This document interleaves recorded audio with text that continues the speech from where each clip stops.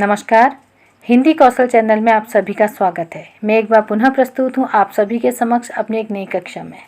जैसा कि आप सभी जानते हैं कि इससे पूर्व की कक्षा में हमने कक्षा 9 की पाठ्य पुस्तक क्षितिज भाग 1 के काव्य खंड से कबीरदास जी की साखियाँ के 2 दोहों का अध्ययन करा और आज हम उसी क्रम को आगे बढ़ाते हैं और आज हम आगे के 2 दोहों का अध्ययन करेंगे, जिसमें पहला है हस्ती चढ़िए ज्ञान को और दूसरा है पखा पखी के कारणे। और साथ ही साथ हम इसके शब्दार्थ और भावार्थ के साथ ही साथ इन दोहों के भाव सौंदर्य और शिल्प सौंदर्य पर भी एक दृष्टि डालेंगे। तो शुरू करते हैं आज की कक्षा, जिसका शीर्षक है कबीरदास जी की साखियाँ। तो आज का हमारा पहला दोहा है, हस्ती चढ़िए ज्ञान को सहज दुलीचा डारे, स्वान रूप संसार है भूखन दे झक मारे। यहाँ पर हस्ती का अर्थ है हाथी, सहज का अर्थ है स्वाभाविक, हठ योग से दूर, दुलीचा का अर्थ है कालीन या आसन, डारी अर्थात डालकर, स्वान अर्थात कुत्ता, भूखन अर्थात भौंकने से है और झक मारे का अर्थ होता है विवश होकर।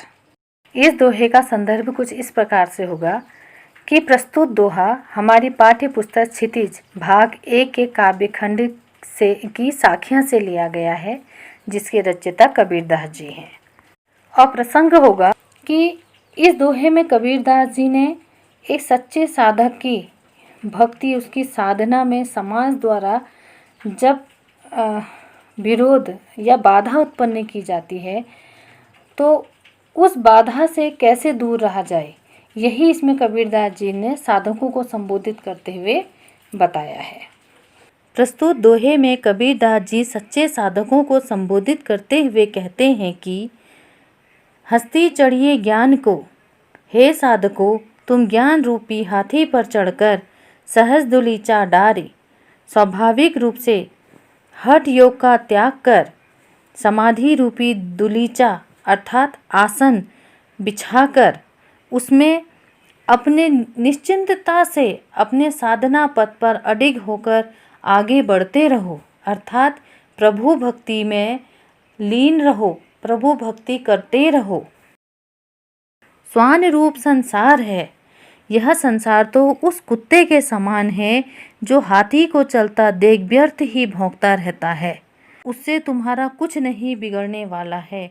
अर्थात जिस प्रकार राह पर चलते कुत्ते के भौंकने से आगे बढ़ते हुए हाथी का कुछ नहीं बिगड़ता है, उसी प्रकार से लोगों की निंदा या उनके द्वारा किए उपहास किए जाने पर भी तुम्हारा कुछ नहीं बिगड़ेगा।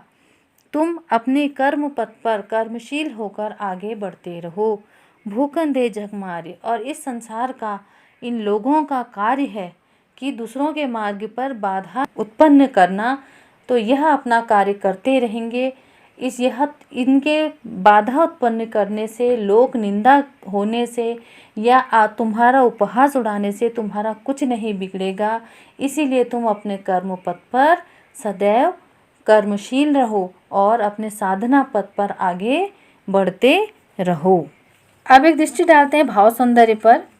प्रस्तुत दोहे में कबीरदास जी ने साधकों के मनोबल को बढ़ाया है, उन्हें साधना पथ पर आगे बढ़ते रहने के लिए प्रेरित किया है तथा लोक निंदा और जो सामाजिक बाधाएं जो उनके राह पर आती हैं, जब लोग उनकी निंदा करते हैं, उनका उपहास करते हैं, उस चीज़ से अप्रभावित होने के लिए कहा है तथा अप्रभावित होकर अपने कर्म पथ पर सदैव आगे बढ़ते रहने के लिए उन्हें प्रेरित किया है।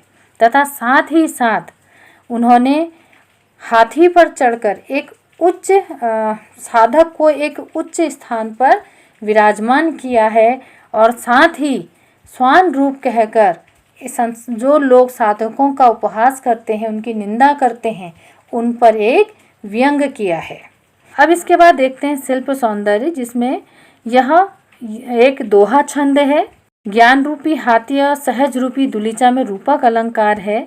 स्वान रूप संसार में व्यंग्यपूर्ण उपमा है। झक मारी के द्वारा झक मारना मुहावरे का सफलतापूर्वक प्रयोग किया गया है।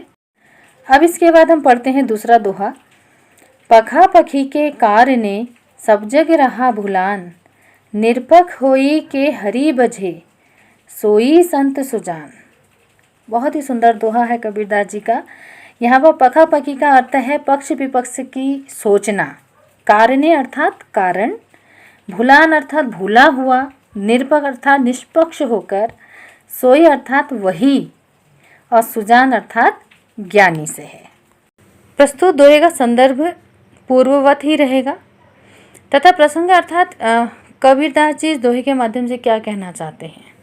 तो कवि इस दोहे के माध्यम से यह कहना चाहते हैं कि आजकल लोग व्यर्थ के ही पक्ष विपक्ष आदि के वाद विवाद में पड़कर सच्चे हृदय से ईश्वर की भक्ति करना भूल रहे हैं, और वही इंसान सच्चा भक्त कहलाएगा जो सच्चे हृदय से किसी भी प्रकार के वाद विवाद में ना पड़कर सच्चे हृदय से ईश्वर की भक्ति करेगा। इसी बात पर इस दोहे में एक दृष्टि डाली गई है। प्रस्तुत दोहे का अर्थ कुछ इस प्रकार से है। यहाँ पर कबीरदास जी देखिए क्या कहते हैं।